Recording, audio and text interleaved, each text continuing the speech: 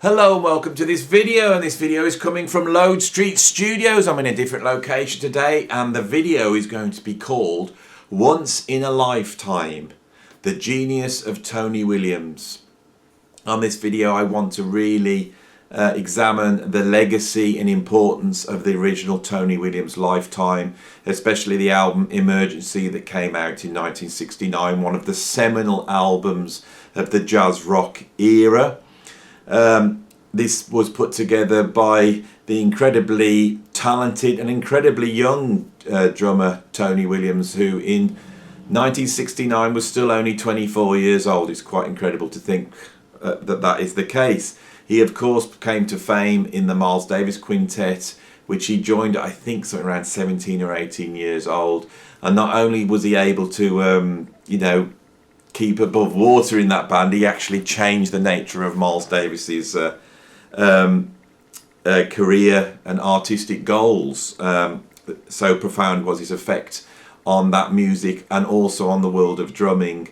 Really, along with Elvin Jones, I think in the 60s, really changing the way people played jazz drums. An absolute genius.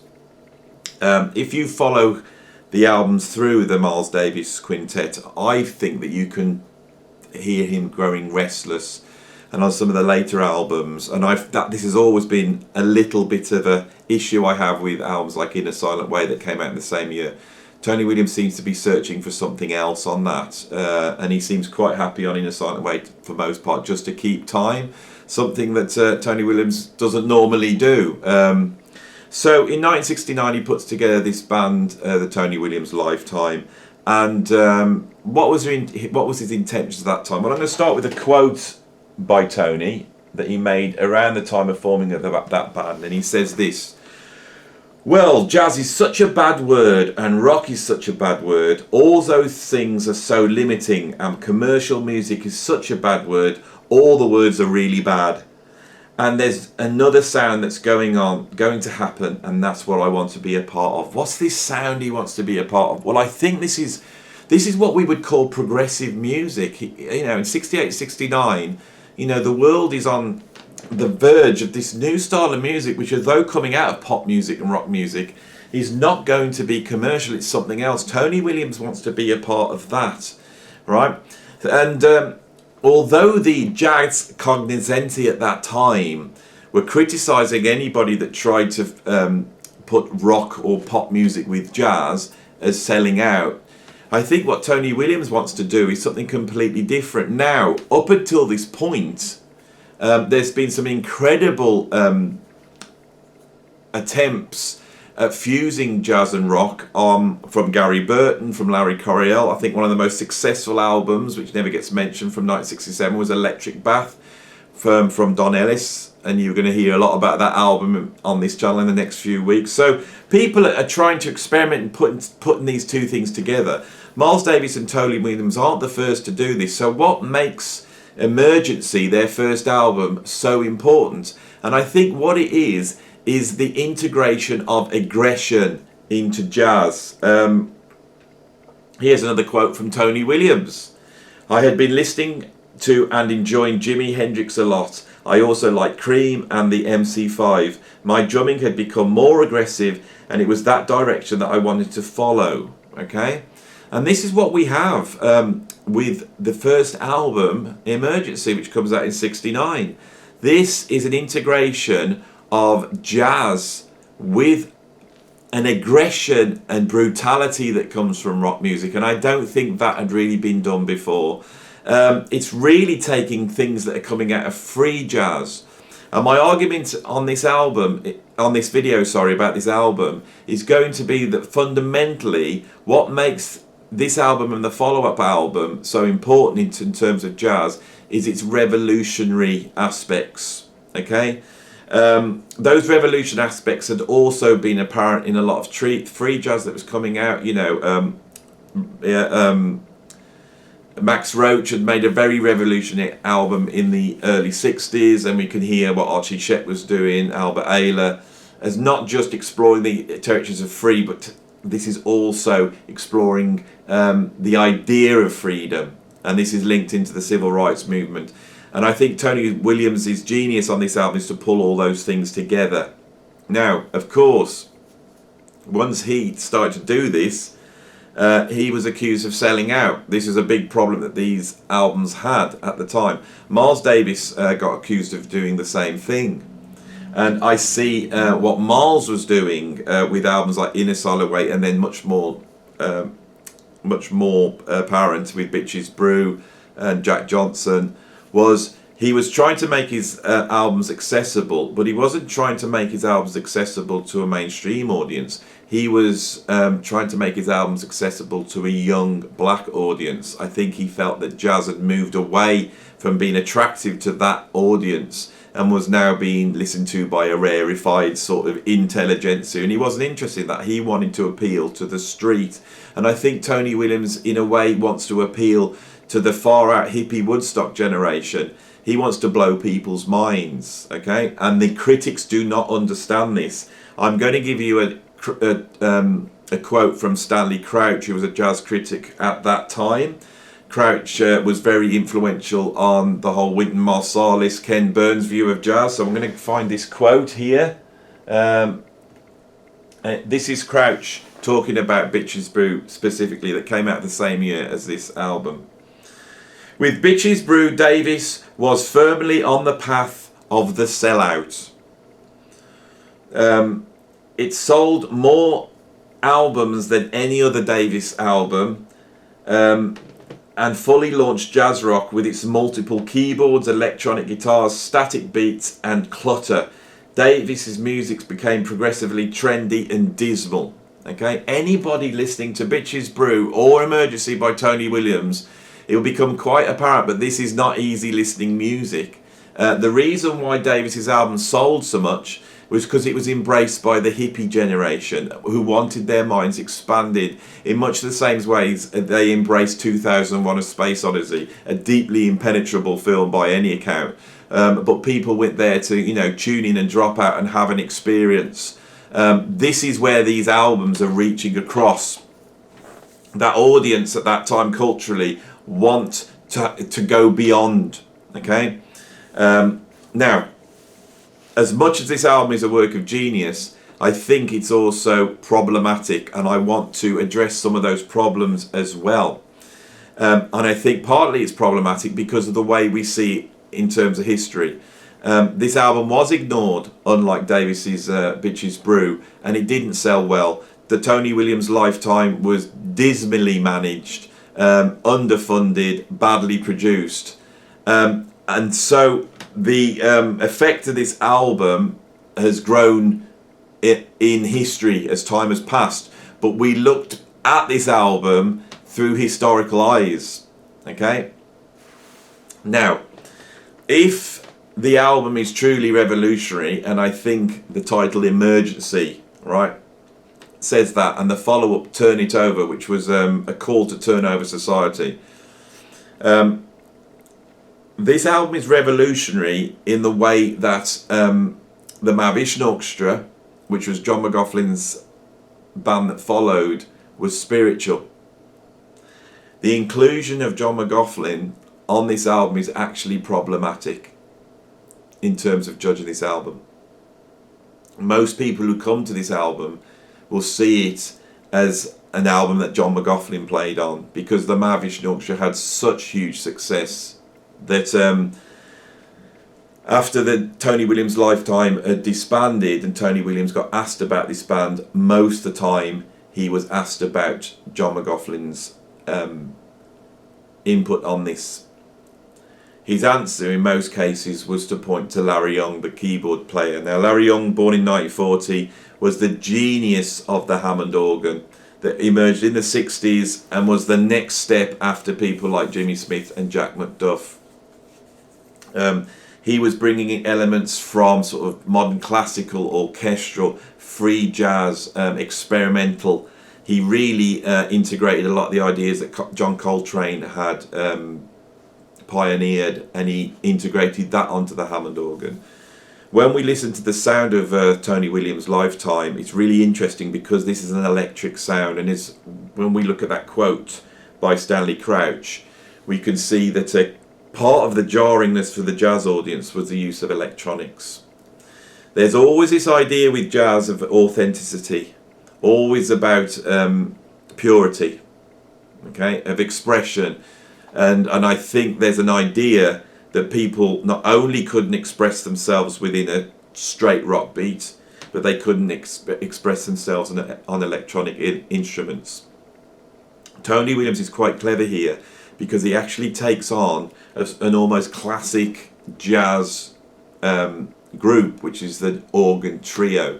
Now, this had become immensely popular in the 60s and was actually at that time a modern ensemble, but a modern ensemble that come out of jazz. So by playing in an organ trio context, what you have is an electronic band, electronic organ, electronic guitar.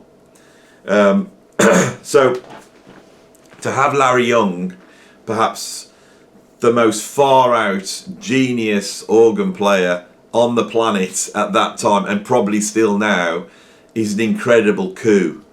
And I know John McLaughlin, who had arrived from London in 1969 to join the Tony Williams lifetime, was there partially because it was Tony Williams, but also because it was Larry Young. At that time, it's those two musicians that are important. When McLaughlin arrives in 1969, right, he's not known, all right? It's the other two guys that are more of a sell for this album. Straight away, he's picked up by Miles Davis, he's brought into the studio, he makes it in a silent way, and suddenly McLaughlin's on his way to becoming known. But at that point, he's still just a Miles Davis sideman. He might be a Miles Davis sideman that Miles Davis is naming tracks after. On Bitches Brew, he names a track called John McLaughlin, and on Big Fun, there's a track called Go Ahead John. So John McLaughlin's effect when he arrives in New York is like a bomb going off, all right? And that bomb is literally going off on this album, Emergency. But I think in retrospect, trying to judge this album and take the McLaughlin Mahavishnu effect out of it is very difficult. John McLaughlin can really be seen as the Elvis Presley of jazz rock. By the time he gets to the Mahavishnu, what we have is a very good looking guy, all dressed in white, beaming out spiritual enlightenment to the world, and that was marketed and it sold. That idea sold. This is really, really important. And what happens is that when we look back at the Tony Williams lifetime, we don't see the revolutionary aspects of this because we're seeing it through that Mahavishnu jazz rock eyes. The thing that makes this entirely different to the Mahavishnu is, yes, McLaughlin's trying to create a revolution with the Mahavishnu, but he wants to have a spiritual revolution. With this album, they actually want to turn over society. This is what they're singing about, right? And that's another problematic thing about this album. Unlike the Mahavishnu, they're singing on it. Tony Williams is singing on it. Even McLaughlin sings on this, and they're not great singers. This is coming out of the tradition of Bob Dylan. They feel the message is more important than their voice. This is a completely incredible thing to turn up to a club and see a band playing at extreme volume, vicious, brutal, electronic jazz, psychedelic, free jazz rock, with a singer on drums, singing his heart out about how he wants to, basically turn over society. That is what this is about. So, let's make that clear. Right. When they get into the studio to record this album, they're completely let down. Now, I think this is partially because how do you record an album that is so loud? This band is loud. I'm going to read you a quote from Herbie Hancock now. So Herbie Hancock went to see this band live, and he said this: "It was loud. It was the loudest stuff I'd ever heard in my life. It was louder than rock and roll. I said to myself, this is something new. It was exciting and very arresting. It snatched you. It yanked you out of your seat. A lot of people couldn't take the volume. They got up and left. I also knew that if I stayed, I would pay the price in later years with my hearing. I consciously made the bad decision to listen anyway." This band was loud, and this posed a problem of how you record this. The Mavish Orchestra had the same problem when they went to the studio to record the In About a Flame. The first day's recording was written off and the engineer walked out because it was so loud, right? But with Tony Williams' Lifetime, they're let down by a whole bunch of really incompetent recording production processes. The album is full of noise, distortion, sonic artifacts. You can hear leads clicking in and out. You can hear tape being just compressed. It's not well recorded. The micing's not great. There's no, like room sound or anything. This is a badly recorded album. It was mixed awful. And when the album came out, it sounded absolutely terrible. So he begs the question, what would this band actually sound like? Well, on the second album, Turn It Over, we could sort of hear that. The album is better recorded, but we have the inclusion of Jack Bruce, which I think overdubbed his parts in afterwards. That album is not a true representation of what this band sounded like as a trio playing. Bill Laswell actually got hold of the master tapes for Turn It Over, and he did a proper mix of this album.